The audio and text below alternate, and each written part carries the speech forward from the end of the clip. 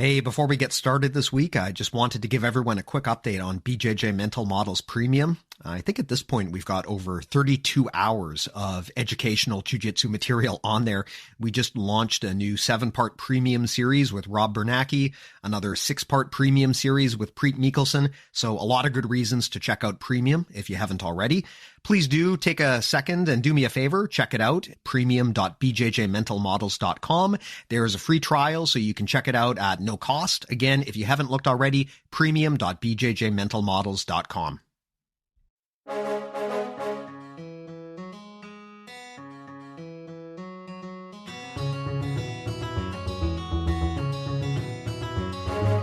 Hey, welcome to BJJ Mental Models, episode 175. I'm Steve Kwan.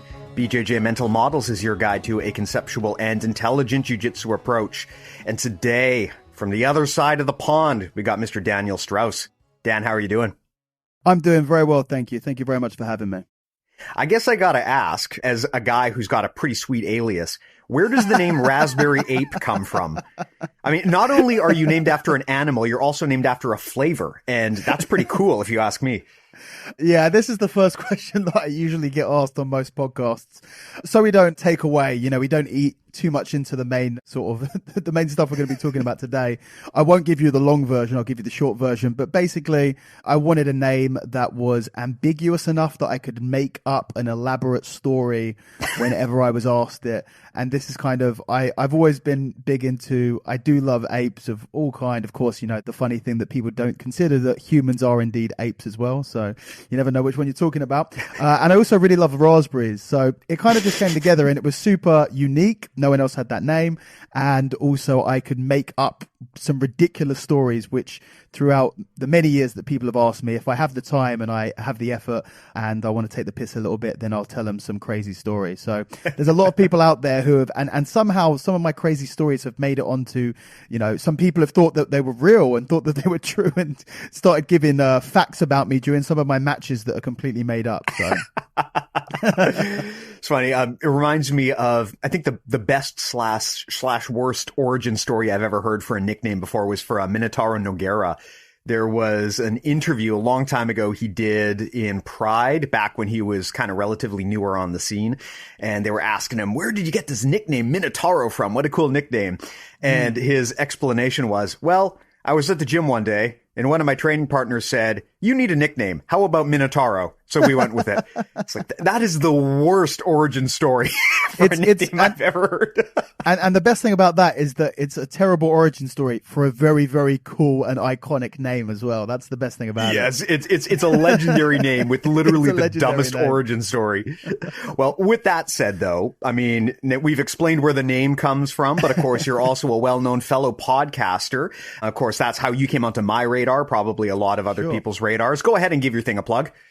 Yeah, I have the Raspberry Ape Podcast. So if you remember the nickname, you remember the podcast name. And I talk to a variety of different guests, very often within the jiu-jitsu and MMA world. But I try and talk a little bit to some interesting people that I find outside of that as well. And yeah, I record all of my episodes in person, so it's a little bit more difficult for me to get a huge number. And I've just got to be kind of lucky when I'm grabbing people, especially people from America or outside of the UK, when they travel over here or when I manage to get out of the country and bring my recording stuff with me. But yeah, I think we're coming up to 100 episodes, so I've been doing it for a little while and there's some really good ones in there.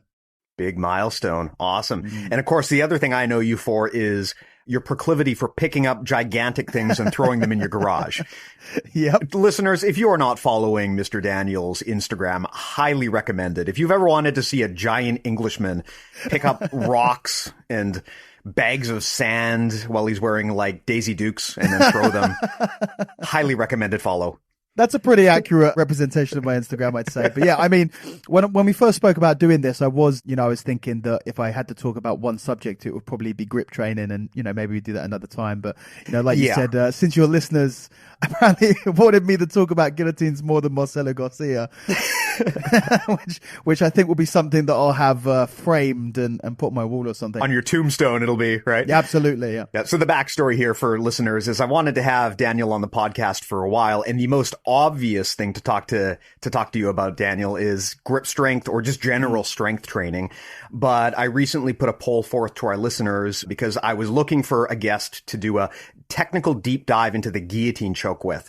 And Mr. Daniel Strauss here was the number one requested person to discuss this with, beating out Marcelo Garcia, which is quite an honor. Pretty ridiculous, yeah. Especially since I consider him my personal BJJ and specifically guillotine hero. So same here. My whole guillotine game is based off of Marcelo. I mean, pretty much everyone who does Jiu-Jitsu, he is the man. And when it comes to guillotines, he certainly is.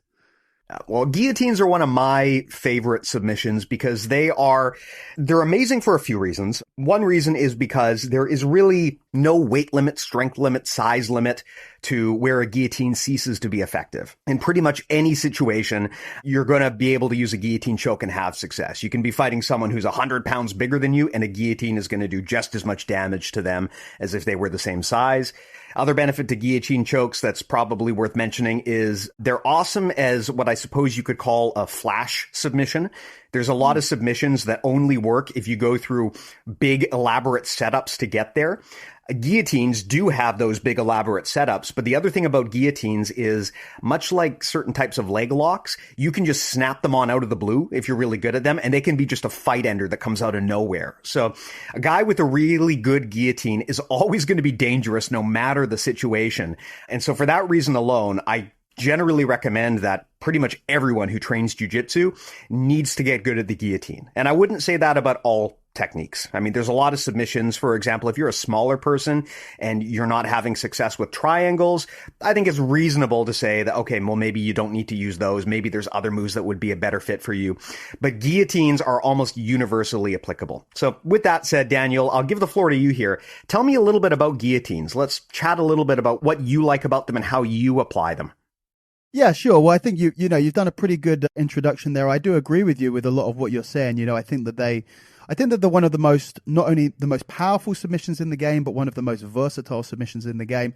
I guess one of my main things when it comes to talking about guillotines or front headlock, is I don't view it purely as a submission. And I think that this is something that's really important.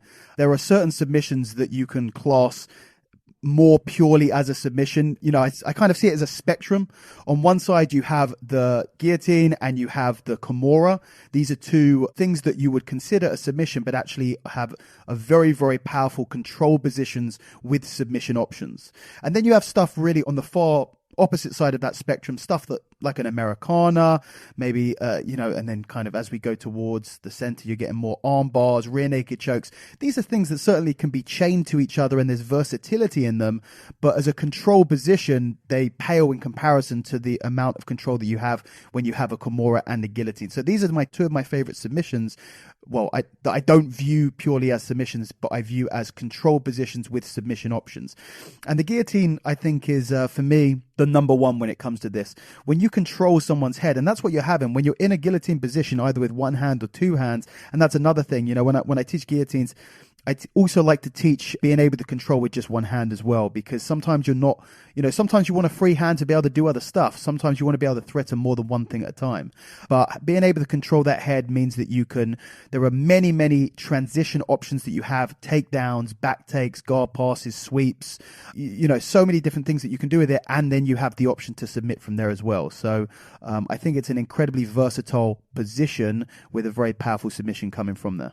I love that idea that the guillotine is not just a submission, but it's also a system. And as I get older and more experienced in this sport, I look more for submissions that can be systemized versus just getting the tap. I remember, when I started jiu-jitsu, I would go for guillotines. And of course, as soon as you try to wrap your hand around someone's neck, They'll immediately get their hands in to defend. And it's even harder in the gi to finish because just due to the friction, it's hard to slip your hand through. You got to really have a clean entryway to get under the chin in the gi if you want to get a guillotine. So I remember originally I used to get a little bit frustrated because I just couldn't secure the tap as much as I wanted. But over the years, I've learned how powerful the guillotine is just as a whole system in and of itself. You don't have to use it to get the submission out of the gate. You can use it as a threat to advance position and to play into other things, much like you said you would do with the Kimura trap, where the threat of the guillotine forces a predictable response out of your opponent. Because if you're going to threaten a guillotine, I mean, I don't care if you're fighting Brock Lesnar. If you're threatening a guillotine on someone, they have to bring their hands in to defend that choke. So I use the guillotine a lot, for example, to secure a guard pass. If I'm in half guard on someone, I'll try to guillotine them from there. And because their hands are busy, it makes it way easier for me to get the pass. It's a very powerful position for advancing and even from takedowns as well. If you can do a snap headlock or something on someone who's standing, as soon as you start threatening their head, it basically kills their ability to play the stand-up game. So it's just such a powerful attack because your opponent must respect the guillotine and they must bring their hands in to defend it. Yeah, absolutely. And, it's a really important point. When I teach my students, a lot of them, I don't teach anywhere regularly, but I ran a no-gi program out of a gym in North London I was teaching there for 12 years, but I ran this no-gi program, a full-time program for about 4.5 years up until 2019. And my students there, obviously, we'd spent a long time looking at submissions from the guillotine and all of the other transitions from there. And a lot of them would expect me to, if they wanted, I was watching them roll and they wanted to impress me, they wanted to look good. They expected me to want to see them finish that guillotine submission. They wanted, they thought that I wanted to see them get the tap. But actually what I was more impressed with and what I wanted to see more from my students, because it showed a level of grappling IQ and maturity and understanding of the technique, is when they had the guillotine position and they had an option to submit and they weren't able to get that. And instead of continuing to try and get that, they actually decided to switch to a guard pass or a back take or a sweep instead of going for the actual finish, because it allowed me to see that they knew more than simply grabbing onto the head and going for the tap. It can sometimes be very easy to do that, but then when you're unable to get that submission, you just continue trying to, there's always various levels to anything. So the worst level, if you have a guillotine and you're trying to get the submission, you're unable to submit from there. The worst thing that you can do is continue to try and finish when you know that it's not going to be an option. This is going to equal your arms burning out, you losing energy, wasting time, and getting absolutely nothing in compensation for all of the energy that you've put out. So that's the worst case scenario. The sort of neutral scenario is that you feel like you're not going to be able to get the submission, so you release the submission. This goes to show that you're smart enough to understand that you don't have the tap, but also not smart enough to know that you still have a great control position that you can do something from. And then of course you have the best case scenario, which is you're unable to get the submission, you realize you're unable to get that, you're smart enough to realize you don't have the tap, but you're also smart enough to realize that you still have a great control position that you can transition from. So really that is the thing that I'm most impressed with. Obviously I love to see my guys go for a guillotine and get the tap, but I'm even happier to watch my guys go for a guillotine, not get the tap, and instead turn it into something else, because it really shows a great grappling and guillotine IQ. Yeah, I know Danaher has talked about this idea of people getting myopic when they're hunting submissions or a technique. As soon as you get your hand around the person's head, it feels like game over, right? It feels like you should have it. And so for a less experienced grappler, their instinct might be to just reef on that head as much as they can to the detriment of everything else they're doing. But that's the thing with the guillotine, right? Just because you've got your arm around their head doesn't mean you have the submission. There's more to it than that. So you have to have some degree of nuance to your guillotine game where you understand, all right, I'm not yet in the situation where I can finish here. But that doesn't necessarily mean you want to release it. Like you said, it's a common mistake where people will have a great grip. They'll have their arm around their opponent's head, but they just can't finish the choke. So they'll give up and they'll let that go. And in my opinion, that's a big mistake. If you're able to get your arm wrapped around your opponent's head, man, if I get that, I want to keep that and use that all the way to pass, to go right to knee on belly, to go to mount. Getting your arm wrapped around your opponent's head is such a powerful mechanical advantage that in my mind, you should always be hunting that. And even if you don't have the choke out of the gate, you should still use that as a transition and use that to then follow up to get to better positions, better positions, better positions. And eventually, I mean, if you get to the point where you're mounted on your opponent and you still have that guillotine grip, very hard for them at that point to defend and escape. Yeah, absolutely. When you're attacking a guillotine, or where you're attacking anything, I think people have a really bad habit of when they attempt to do something, anything less than what they're going for, they consider a loss.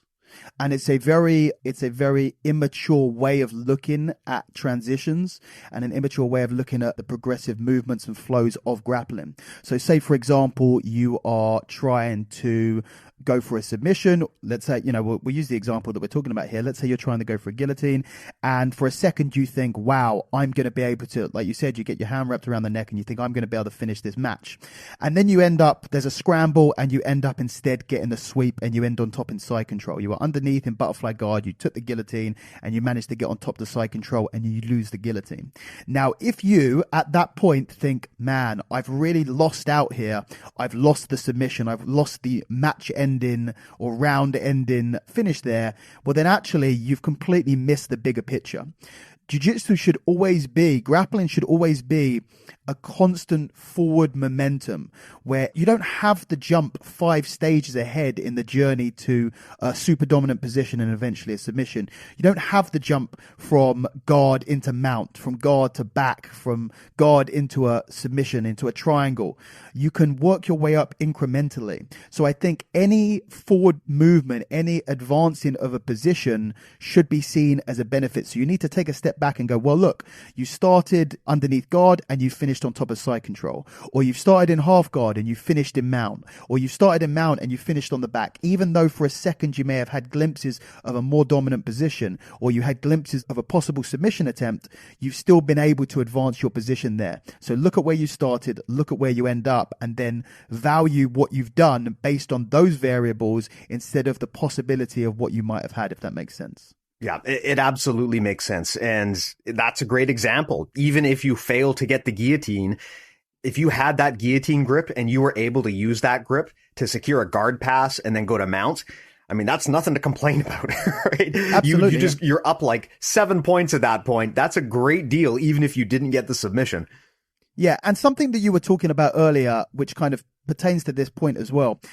When it comes to even though you shouldn't become super precious over a potential to get a submission, your opponent is going to view the threat of submission much, much higher than the threat of any transition. So this is something true, again, of all grappling. There are many principles, as you know, you run a podcast basically based on principles around jiu-jitsu, but a principle that's going to work for one thing is very often going to be universal to many other aspects of grappling. And one of the principles is increasing the threat level to allow one of the lower level threats to be passed through without much resistance. So for example, you're looking to pass someone's guard. If you're looking to pass someone's guard and that's the only thing that's happening, well then they are going to be fighting with 100% resistance to stop you from passing the guard. It's the only thing they're having to block in that moment. As soon as you threaten an even higher level threat, now that could be a mount take, that could be a back take, that could be a submission. But as soon as you threaten a higher level threat, they will prioritize that higher level threat and they will move their resources, sometimes not 100%, but sometimes they will move 100% of their attention and resources to defend the higher level threat, allowing you the lower level threat. So for example, again, we talk about the guillotine, you're in half guard, you're trying to pass the guard, you're doing nothing else but trying to pass, and they're blocking that 100%. Then you bring your shoulder over the top and you manage to get your hands around the neck for a guillotine. Your opponent immediately prioritizes the submission as the much, much higher threat. He defends the submission. You manage the pass in the meantime because he's no longer defending the pass.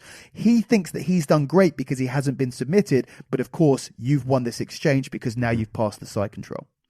Yep, absolutely. And as a smaller guy, I'm always looking for ways to fight giants. And I find that this is one of the most reliable ways to do it because it doesn't matter how big and strong your opponent is. If you are able to lock up around their head, you can threaten in such a way that they must respond. And usually that means you're going to take one or probably both of their arms out of the equation, right? It's hard to grab a bigger guy and control both of their arms. But if I grab your neck and I force you to defend that choke attempt with both of your hands, now suddenly you're fighting at a disadvantage because your hands have to be occupied.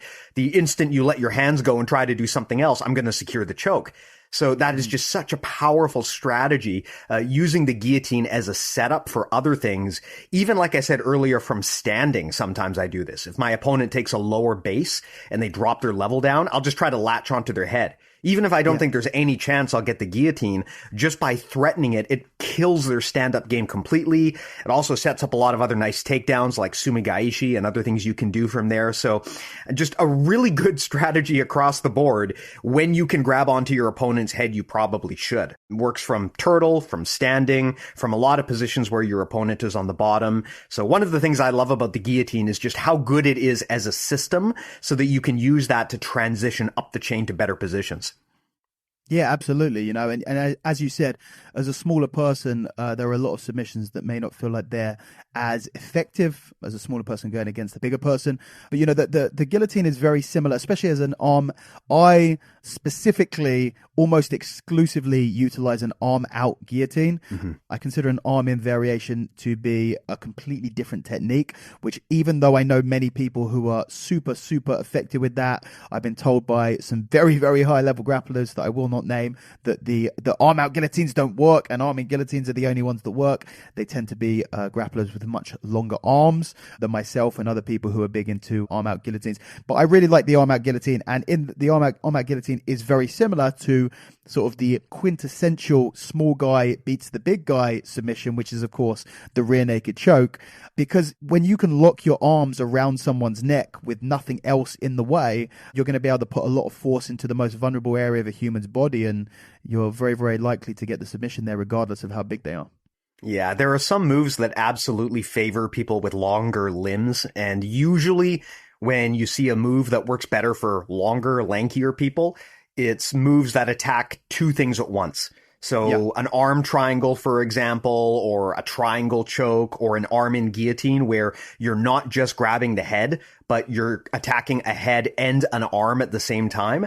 I find that usually when you're attacking two levers at the same time like that, you're attacking two things, you've got to have pretty good length in your limbs, and you've got to have a pretty good squeeze because the pressure that you're putting is distributed now against two targets on your opponent's body. Whereas if you coil your whole body around just their neck, doesn't matter if you've got short arms, doesn't matter if you're not the strongest, you're still going to do a lot of damage.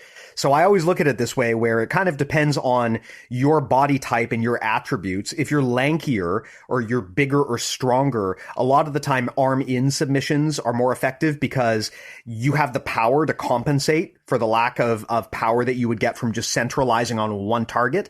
But you also, of course, if you attack two things at once, you often get a lot more control, right? If you have someone in an arm triangle, for example, it's extraordinarily hard to escape a position like that where you've got two of the person's levers locked up and they can't move at all, even if it might technically be harder to finish.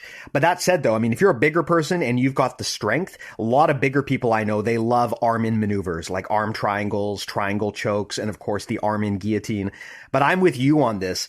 As a smaller person, I prefer the arm-out variation because if I'm only attacking the person's neck, I can put all of my power behind that, and that makes it way more likely I'm going to get the tap. Whereas if I attack an arm and the neck at the same time, I technically might have a little bit more control over their body, but I just find it very, very hard to get the power to submit. Yeah, absolutely. And that's really what I have always favored, what I've always liked in the arm out guillotine, which is the ability to get that nasty forearm underneath the neck, really driving a lot of pressure up into the throat and being able to get the tap very fast. That's always been the goal, is to get the submission as quick as possible.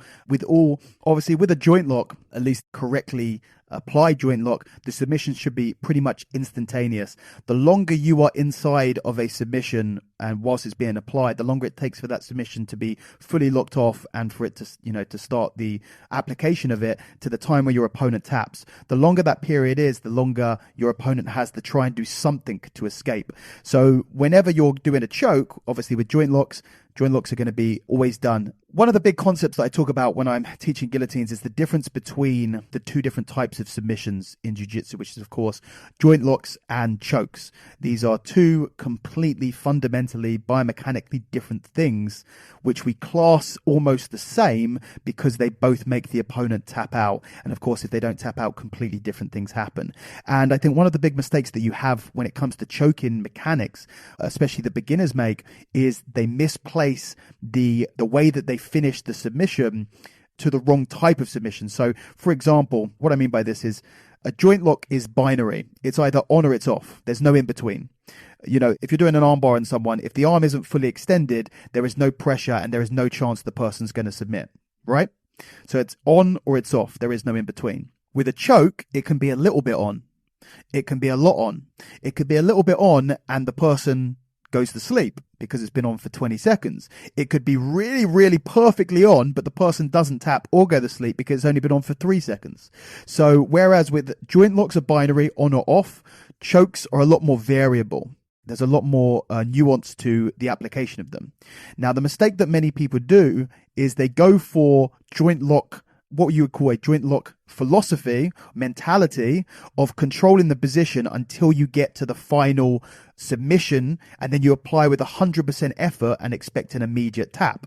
That is how you should apply a joint lock, but it is not how you should apply a choke. And this is where you see so many beginners try to finish rear naked chokes, try the finish triangles, try the finish guillotines, try and finish head and arm chokes, all different chokes, because they wait, they work, they get into position, and then they apply with 100% force. And if the person doesn't submit within 2 seconds, they readjust their arms thinking that something must be wrong because they're expecting an immediate tap, and then they'll squeeze again. And of course, if their position was correct in the first place and they've readjusted, they've given the opponent time to breathe, to control, they realize that the person doesn't really know what they're doing, and you find that they end up losing the position very, very often. So it's very important to understand, firstly, I kind of went off on a tangent there, but it's a really important concept that you don't hear a lot of people talk about, or I haven't heard a lot of people talk about anyway, which is the fundamental mechanical differences between the two types of submissions, which is joint locks, on or off, binary, and chokes, which are a lot more variable and have a lot more nuance to their, a lot more patience has to be used in the application of the finishes.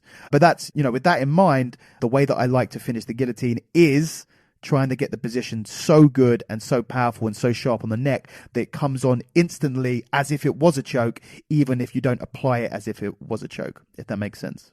Yeah, absolutely. And that's a really, really interesting point. Something I never thought of, but you're right. Yeah. If I get you in an arm bar and it's maybe at 50 to 60% power, there's no way that you're going to tap. I can hold you in that arm bar for 10 minutes. And if you didn't tap in the first 10 seconds, you're certainly not going to tap in the next 10 minutes. It just isn't going to happen. Exactly. Whereas with the choke, it's like everyone has like an energy bar dictated by how much oxygen they can get to their brain. And if you hold someone in a choke that is only 50 to 60% effective, if you hold them there long enough, eventually the choke is going to do its job, even if you don't increase the intensity. So it is a common mistake that sometimes people, they think they've got the choke, they burn their arms out trying to get the choke in the first 5 seconds, and if they don't have immediate success, they just give up. That's not what you want to do with a choke. Maybe with a joint lock, but with a choke, it's more about holding it like a position and gradually trying to drain their energy down. Like you said, sometimes you do get that flash submission where you just snatch it in. It's perfect. The guy taps right away, but you can't guarantee that. Against a good person, they're going to have more defenses up, and it's unlikely you're just going to lock on the perfect choke out of the gate. So a little bit of patience is a good strategy.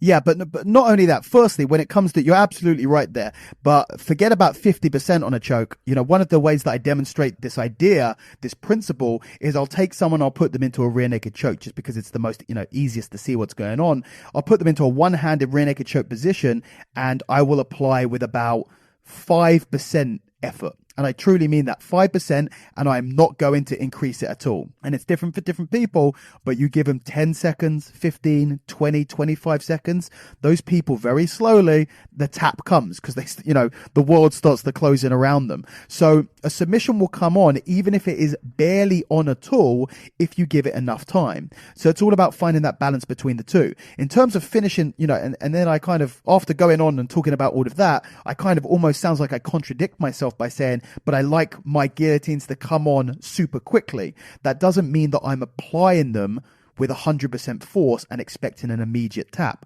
I'm still applying them, even though I want the tap to come within 3 seconds, 2 seconds, 1 second. Even though I want the tap to be immediate, I still have the energy reserves, and I'm applying it in a way where if I had to, and I didn't get the tap immediately, I would continue to be able to increase my output for about 15, 20 seconds, which is an eternity inside of a choke. If you're not tapping someone within 20 seconds and you're trying to, then you're definitely in the wrong position.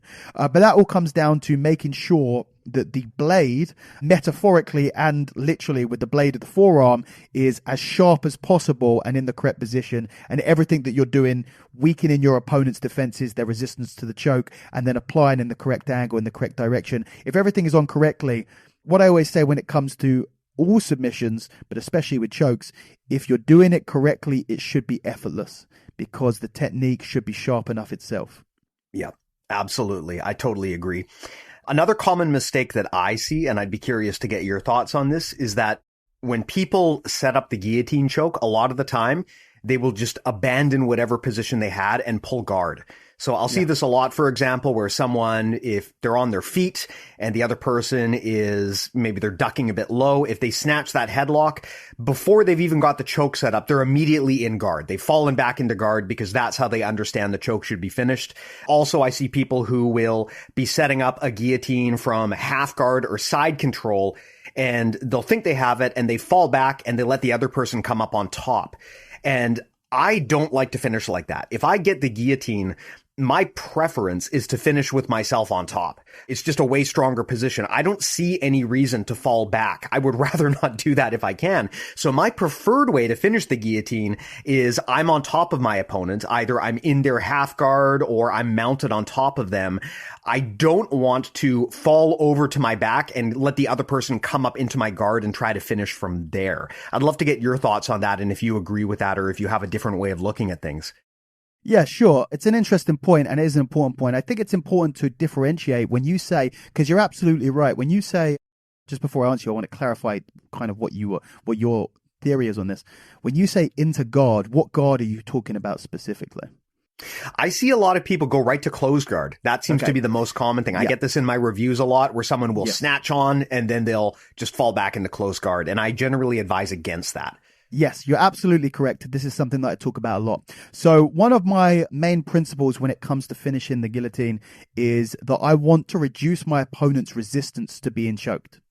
Now, if you grab someone by the neck, and you can, whether you do this to someone who trains jiu-jitsu or someone who doesn't train jiu-jitsu, a random person on the street, which I don't advise that you do, but if you were to grab anyone by the neck, they would all instinctively do the same thing, which is what you would call turtle in the neck. They would try and bring their head closer down towards their body, shrug their shoulders up. They're looking to make their neck shorter, thicker, fatter, and stronger, more resilient and more resistant to being choked. So if that's what someone's going to do to make their neck harder to choke, then you want to be doing the opposite. You want to be stretching someone's neck out. You want to be turning them, not from a turtle, you want to be turning them into a giraffe instead. And a lot of the time, this is going to express itself as you physically stretching out their body. Now, the closed guard is a fantastic position. In fact, it is the best position in all of grappling when you are on your back to keeping your opponent close to you, which also, by its very nature, makes it one of the absolute, if not the worst position for pushing your opponent away. So when you have that guillotine and you sit back into the closed guard, what your opponent is trying to do is your opponent is trying to smother you with their entire body to make their neck shorter, thicker, fatter, stronger, and less able to be choked. And because you're in closed guard, you have nothing between you and your opponent, so you can't generate any space. And now you're going to have to find way more power to try and go through this strong position. And then you start adding in the shoulder pressure and all of the other things that your opponent could do to try and defend against it.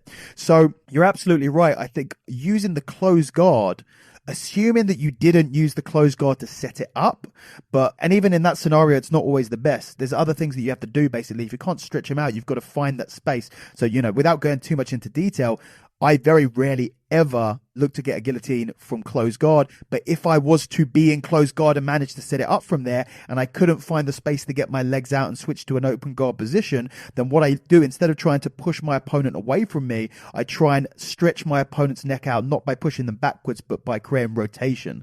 So you're still able to expose the neck, but to the side instead of pushing them away. So the closed guard position is a really bad position for stretching that neck out, and therefore you're really going to struggle to reduce the resistance to the choke. So I do like finishing the guillotine from my back, but I instead use a shin across the stomach position. Yes. I never know, I don't know, you might know what this position is called. You know the one I'm talking about. The same side shin your arm is choking with is going to be across the stomach, and then the other leg is going to be over the back. It's a classic position.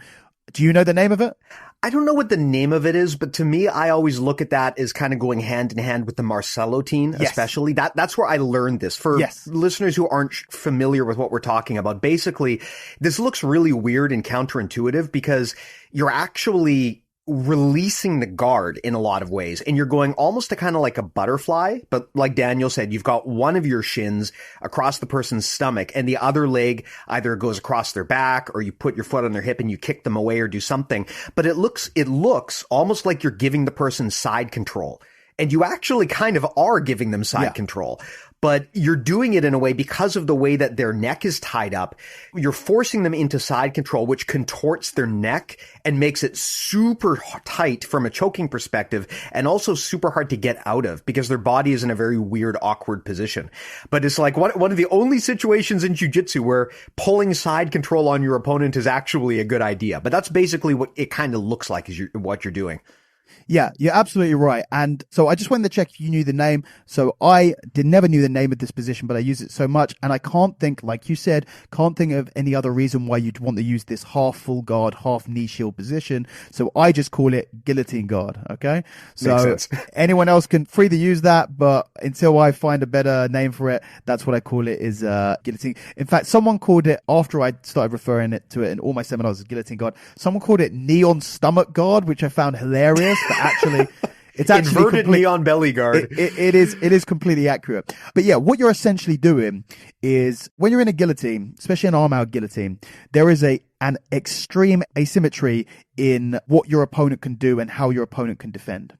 So they are basically going to have one side that is going to be the side that they want to pass to, which is going to make it very, very difficult. And if you don't know the right counters to it, going to make it impossible for you to finish the guillotine.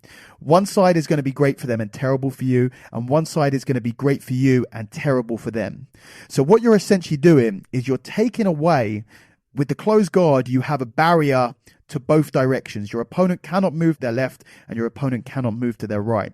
What you're doing is you're taking away the barrier on the side that you would like them to go to, and you're trading that for a frame to be able to push them away, to stretch them out, and to be able to reduce their resistance to the choke. Of course, on the other side, that barrier still needs to be in place because you need to stop them from moving around to the side. So your opponent has the option of passing to side control, which only increases the angle of the forearm and elbow against the neck, which is going to be really, really bad for them. They don't want to do that. So people will almost never pass the side control, even though it looks like on paper, if you didn't have the guillotine, the person would pass the side control and you basically wouldn't be able to do anything. But with the guillotine, your opponent is not even going to try to do that because the guillotine is going to come on even faster. So you find yourself in this position and you're able to push them away, stop them from moving in the direction that they want to go, and you're able to reduce the resistance to the choke and make it even easier for the finish. So we go back to the point that you were talking about before about pulling guard. There are some scenarios where either you're in guard to begin with. So let's say you set it up from butterfly guard.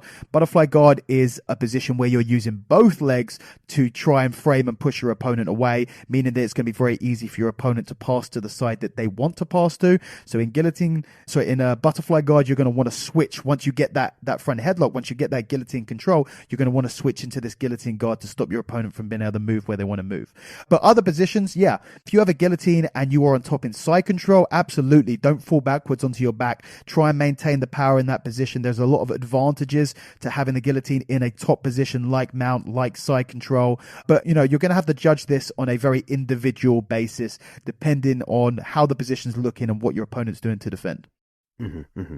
Now, something else that I think is worth unpacking. You talked about how when you put a guillotine on someone, the instinctive reaction that everyone's going to have is they try to turtle their head. And that makes sense, right? Because the guillotine works if you can get under the person's chin. If you don't get under their chin, there's no guillotine. So a lot of people will try to do that. And of course, when you are the person doing the choking, a lot of what you're trying to do is negotiate the blade of your wrist under their throat. And that's usually the demarcation line between whether you're going to get this choke or not, is if you're able to get the blade of your wrist underneath the person's neck and against their throat. Now, another mistake that I see a lot of beginners make, though, is they get overly enthusiastic about trying to separate the person's head. So they'll get their hand around the person's neck, and then they'll just use their arms to just try to pull back as hard as they can. And that's not really always the most effective choking mechanic if you want to finish. A lot of beginners, they think that the guillotine is about, I use my arms to grab your head and pull it. But there's actually more than that. What you're actually trying to do is use your whole body, and you're trying to curl and coil up your whole body to actually force your opponent's head to bend down. It's not just about pulling it back and away, but you're actually trying to collapse their head and break their posture down. And you're trying to get their chin to dig deeper against their own sternum. So it's not just about using your arms to pull back and out. It's about using your whole body to coil and to curl your opponent's head so that you try to pinch their chin against their own sternum. That's an important mechanic that I always make sure to advise people on. And it's funny, if you go back and you look at the early days of the UFC, you see a lot of people doing the guillotines wrong, where you'll see these like giant jack dudes who will just grab someone's head and literally just try to pull it off of their body. But a real finesse guillotine is about more than just upper body strength. Yeah, absolutely. So a couple of things to unpack there. The first one that you said, getting the forearm underneath the neck. Obviously, this is a super important thing. What you basically need, the two important components of what you need to have control of the guillotine is the wrist underneath the neck, or the forearm underneath the neck, and the shoulder over the back of the head or over the back of the neck. The best way to assure that you do that is, I always teach that the first point of contact that you make when you attack the guillotine should be the wrist underneath the neck, because nothing else matters if you don't have the wrist underneath the neck. If it's in front of the face, if it's under the mouth, in front of the jaw, anywhere else but underneath the neck, then you basically don't have the position at all. So I'm always looking to fire that wrist on the inside. And, especially when you're doing snap downs and stuff like this, I teach when people do snap downs, they'll snap down the head into position, and then once it's in position, they'll fire the wrist into the neck. Of course, by the time you've snapped that head down, your opponents realize that they're vulnerable to be attacked, and they're going to be tucking that chin, maybe bringing their hands up to defend the entry underneath the neck in the first place. So I always teach that actually you want that wrist coming underneath the neck as the first point of contact. The first thing that happens when you set up that guillotine, that wrist should be coming underneath the neck, because otherwise, you may get everything else in position, but without it, you just don't have it. The second thing about the finishing mechanics, yeah, certainly there's it's almost cliche in MMA to try and finish the guillotine in a wrong way. The way that a lot of people do it is, and it looks very impressive, this principle that I've been talking about a lot recently when I've been teaching is how I've noticed how dramatic submissions usually mean that they're not very effective. And the goal, if you understand what I'm saying, it's yes, something that I haven't thought about, the many years that I've been training, but thinking about it recently, and I'm like, man, I'm really onto something here. But when a submission attempt and a submission finish is very dramatic, it's usually because it's not working. So when you see a rear naked choke that's lasting ages, and it's like, oh my God, how's this guy not gone out? Or when you see an Americana attempt, or an armbar attempt, or a Kimura attempt, where there's loads of movement in the shoulder and loads of extension in the elbow, these are always occasions where the submission comes either very late or very often doesn't come at all. And this is true of the guillotine as well. When you see, there's almost this cliche image, I've seen it so many times, this cliche image in MMA of the person usually inside close guard. Usually they've been taken down into a front headlock, into a guillotine position. They're in close guard. They're extending backwards to try and finish the guillotine like they're trying to do an armbar on the opponent's body. And, these guys are all jacked. They're probably juiced up at the local MMA show. They've cut weight. You know, the biceps are bulging. You can see the veins bulging out of their arms. Yeah, the veins are bulging out. You get a brilliant picture from behind of them trying to finish this guillotine. But then, of course, the opponent escapes and they don't manage to get it. And yeah, this is the image that when I do my guillotine seminars, this is the thing that we're looking to avoid. If you do the guillotine correctly, it should be effortless to be able to do. Like I always say, one of my favorite proverbs is, you give me 6 hours to chop down a tree, I'm going to spend the first 4 sharpening the axe. And I think that's so true of this, of jiu-jitsu in general, and especially for me, the guillotine, because you need to make sure that the technique is sharp, and you invest in making sure the setup, making sure everything that you do is as sharp as possible, because when you've got it down perfectly and it's all razor sharp, well, then actually the finish is going to be super easy. Interesting you said, in terms of the application of the finish, where you're trying to actually break and create a lot of flexion in the opponent's neck. I don't focus that much on flexion in the opponent's neck. A lot of people who do guillotines, they do that. I focus more on a direct down and up pressure through the line of the neck. The way that I view the guillotine is its namesake. So if you imagine a French Revolution style physical executioner's guillotine, where you have that blade coming straight, chopping down through the neck, that is how I'm visualizing my choke. So I actually purposely don't, or at least it sometimes happens, it very often happens just as a byproduct of what you're doing with your body, but I'm not focusing normally as a cue on looking to get that chin coming down to the sternum, even though a lot of people do. And I'll quickly break down why I do that and why I prefer to teach that way, especially the people who are not super high level grapplers.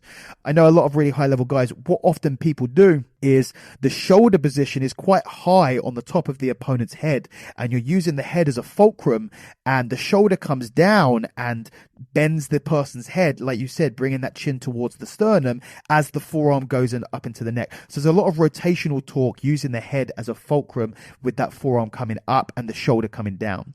Now, what I find with a lot of people is that the biggest issue that they have with the guillotines in the first place is the opponent's head popping out.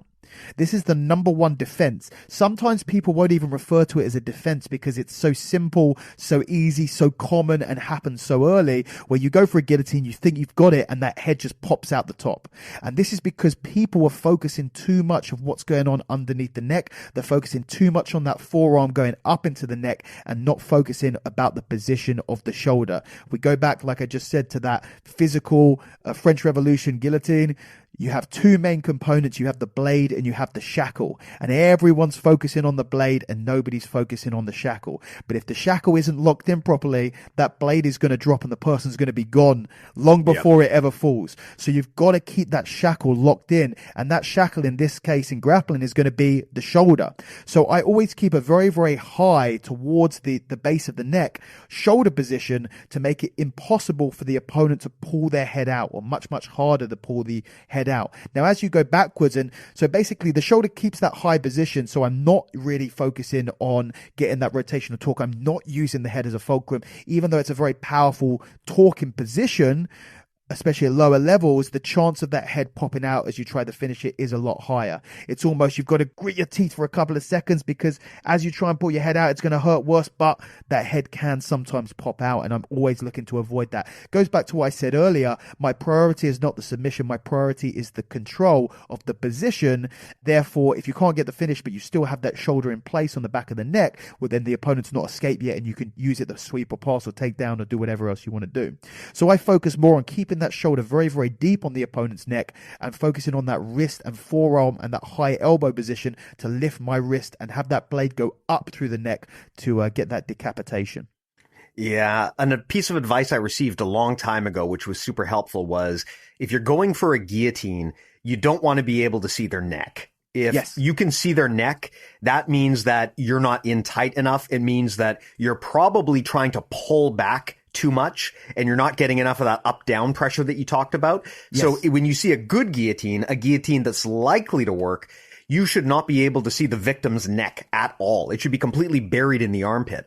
Whereas if you see someone who is reefing back as hard as they can and you can see the other person's neck, that's usually a good indication that they're not going to get the tap because it's just not effective mechanics. It reminds me of similar advice I heard with the triangle choke, which is if you want a triangle choke to work properly, you should not be able to see the victim's shoulder. Because if you can see their shoulder, that means that your triangle is not actually choking their carotid. It's choking their armpit and their shoulder, which is not effective.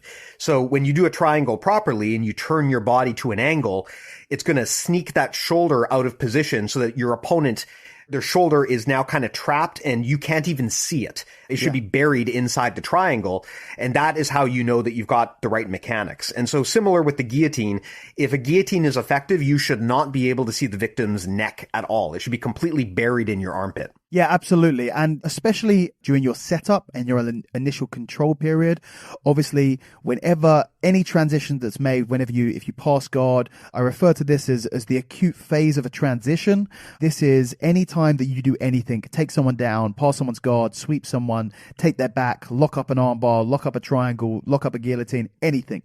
The acute phase, that's the initial couple of seconds, that's going to be the time that your opponent is most likely to be able to escape. So the longer that they are inside the position, the chance of escaping decreases. So you have to prioritize and really lock everything down as fast as possible during that acute phase, because that is the highest probability, that is the greatest chance that your opponent is going to escape. Once you've got them for a couple of seconds, 2, 3, 4 seconds, it's all going to depend on what the transitions are, what the particular positions are. But once you've passed that acute phase, that initial period, well, now you're settling in and you're going to have much better control. So that's absolutely true when you're doing a guillotine as well, which is that shoulder needs to be forward. The range of motion that I talk about is that this is the main thing that I talk about, because I actually, like I said, when I teach a guillotine seminar, what I want people to do is I want them to have the control and of course the option to submit, but my priority is having the control. If you don't have the control in the first place, then you have no option to submit. So the control is always the basis. It's always the fundamentals. So the range of motion that I teach that's so important when you're doing this is a range of motion in the shoulder called protraction. It's bringing the shoulder forward. And it was so difficult. A lot of people really struggle with this. And then thankfully, Conor McGregor knocked out or badly wounded on his way to knocking out Donald Cerrone with these shoulder barges. Of course, those shoulder barges are you moving that shoulder in that protraction range of motion. So if you imagine that you're Conor McGregor trying to knock someone out by bringing your shoulder forward in front of your body, that's the position that you need to be holding in order to keep your shoulder in a good position. So I used to tell people, pretend that you're Conor McGregor. Of course, this was a few years ago when being Conor McGregor was a little bit more of a valued thing. I don't tell people to be like Conor McGregor anymore, but it's still the correct imagery to think about if they're struggling with the range of motion. But yeah, absolutely, especially early on, as you go backwards and you sit and you try and finish the submission, then you're naturally going to lose a little bit of that positioning over the back of the neck. But the less that you lose and the better it is to begin with, then the greater chance that you have of getting the submission and the greater chance that you have of maintaining the position as well. Got it. Another question here. Do you think that the guillotine is an effective chain into any other submissions? You know, the beauty of the triangle, armbar, omoplata combo is how you can transition between one to the other. And so there's a multi-threat attack. Do you have any submissions or other strategies or tactics that you like to chain into the guillotine to go into and out of in case you're not having any success with the choke? Yeah, that's a great question. And it's actually one of the biggest differences between the arm in and arm out variations. The arm in variation, very similar to a triangle with the legs, because you have control of the arm as well, it gives you many options in your ability to chain through different things. So really the two main differences between an arm in and arm out guillotine is one, the finishing mechanics, and two, your options if you're unable to get the initial tap. So with an arm in guillotine, your ability to go to anacondas or to Bravo chokes because your arm is still on the inside is really, really high. So you can chain to other submissions really, really nicely.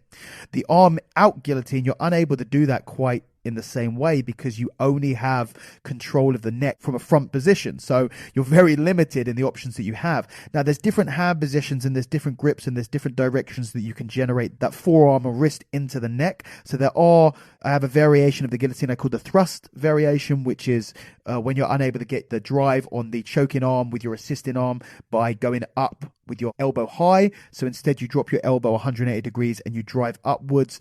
John Jones did a very similar version against Lyoto Machida. Yep. And so it's not really a different submission. So really when it comes to the guillotine, arm out guillotine, your options to switch to different submissions are quite limited, but your options to switch to different positions is much greater. So especially something like attacking the back, for example. If you imagine that you're in a front headlock, you're in an arm out guillotine, your opponent is going to be below you. If you're on your knees or standing or moving around, your opponent's going to be below you and your chest is going to be on their back, just like you would be if you were wanting to take the back. So using that front headlock, that guillotine position to move around and take the back is very, very high percentage, very effective and very valuable on the mats as well. Have I set up submissions from the guillotine? Yeah, I think I have a guillotine into triangle in competition a few years back, but it's not something that's super reliable and it requires a level of flexibility. You know, one of the reasons why armbar, triangle, armbar plata, all of these things chain together so perfectly is because they all rely on having the basic body parts in the right place. So your legs are around someone and you have the head and the arm, and then you're just maneuvering into different positions with the legs. When you have the front headlock, because so many submissions come with the legs, when you have that front headlock and no control of any arms, you're really going to struggle to maneuver into different options and chaining for different submissions. So can you chain different transitions, different controls? Yes. In terms of chaining different submissions with an arm out guillotine, it's a lot more limited than with most other subs, or lots of other subs anyway. Yeah, I think that kind of ties into why, as I mentioned earlier, I don't like to attack the arm out guillotine from closed guard, because if you don't get it, you don't have a lot of places to go. It is a little... Yes, 100%. Yeah, if you're on the bottom with just their neck, it's hard to transition and move. When you're on top, it's kind of a different story, because if you're in bottom side control and I've got a guillotine headlock on you, I mean, I'm happy to just sit there with your head in my armpit for the whole day if I have to. But if I'm in the bottom and I'm not getting the submission, it's kind of hard to really do anything from there. So that is one of the considerations. If you're in a closed guard, yeah, absolutely, because you have nothing between you and your opponent. In a butterfly guard, in a guillotine guard, in open guard positions, much, much easier. Half guard, not so great, unless you can maneuver one of those feet on the inside for a half butterfly. But from a guillotine guard or a butterfly guard, many, many options to sweep and do other stuff. But from a closed guard, you're absolutely right. Bad position to finish, bad position to transition, bad position to do anything if you can't get the sub. Yeah, awesome. Well, one last question I have for you on this topic. Yeah. For all of the listeners out there, if there is one thing that they could adopt right now to supercharge their guillotine, one little tip, what would you suggest they do? Okay. I mean, you can go beyond one if you got a whole bunch. So what I'll do, and we've kind of spoken about them a little bit, is I'll talk about those two components of the guillotine, which is the blade and the shackle. If you get those two things right, then most of the other things will fall into place, so they won't matter so much. So I've already, obviously it is exceedingly difficult, as I'm finding out right now, but I kind of relish the challenge. It's exceedingly difficult to try and teach technical jiu-jitsu via audio only, but I am up for the challenge. So I've already spoken about that forward shoulder position, that protraction of the shoulder, the Conor McGregor shoulder coming forward, unfortunately to bring him up yet again, but making sure that shoulder is forward and it's trying to cover as much of the back of the neck as possible and keeping that protraction, that range of motion always forward the entire time. That is assuring that you are in the strongest position to maintain that shackle, that control. And then on the blade side, it is all about getting the correct position of the wrist on the neck. You don't want to be too deep. You want, that pressure is force over surface area. So the bigger the surface area, the less power is going to be going into the choke. So you want the smallest surface area as possible. It's going to be about, if you look at the line of your wrist, you want sort of an inch and a half up from there is going to be the midpoint that you want right on the front of your opponent's windpipe. And then the big thing with this is actually the orientation of the wrist. This is a massive mistake that so many people make. And the way that I talk about it when I do my seminars is that I say, imagine that you take a super, super sharp knife and you slice into your leg in the exact way that you would try and slice into your leg if you wanted to cut it off. It is going to cut your leg off. Now, if you take that same razor sharp knife and you turn it 90 degrees to the side and then slap it against your leg, what's it going to do? It's going to do absolutely nothing. This is exactly the same as the angle of your wrist into the opponent's neck. So in order for a blade to cut, it must be facing what it wants to cut. Exactly. There can be no movement. There can be no disorientation of the angle of the blade directly at what it wants to cut. So the mistake that so many people make, and sometimes, and this is the craziest thing, most people, when they make a mistake, the mistake comes from the beginning. This is a unique scenario where you'll see many, many people set it up correctly and manage to mess it up on the route to the finished position, which is they'll bring that wrist up to the neck with the exact perfect angle with that sharp blade pushing into the neck. And then as they go to connect their hands, because they give equal emphasis to both hands, as their hands are connected, you see a 90-degree rotation of the wrist. Now you have the widest, flattest, least sharp, least painful, least, cutting angle of the wrist going up against the neck. And then you try and choke through it. It's like trying to, cut a steak with the side of the knife. It's just not going to work. So you need to remember when you're doing the guillotine, that wrist, the choking arm, that is the king. It is not going to move to meet the assistant arm. The assistant arm is going to work its way around the choking arm in order to take the position. So always maintain the correct orientation of the blade of your wrist into the opponent's neck to make sure it's sharp the entire time. Amazing. Well, I think we covered a lot here today, Daniel. Is there anything that you wanted to bring up that we didn't cover and didn't talk about that you think is important enough to discuss? I mean, it's such a, I do so many podcasts on other people's podcasts, and usually they go by the same format. And I mean, I reckon I've done, even the last couple of years over COVID, everyone seems to have started a podcast, and I just have a bad habit of not saying no. I reckon I've done about 50 in the last 2 years, and I'm not exaggerating, and probably over 100 altogether. But this is such a unique podcast where we talk about something so specific. So I've really enjoyed talking about it. And really, I could talk about, this specific, the technical side, trying to teach jiu-jitsu over audio. What a challenge, really enjoying it. So there's loads of stuff that we could talk about, but I think that we've covered quite a bit there. I guess the final thing that I'd like to say is something completely non-technical about the guillotine, and just one of the reasons why I love it so much, not just because of all of the practical reasons that I love it, but actually sort of the historical and cultural reasons that I love it as well. This is a submission that we use today that is still so common in 2022,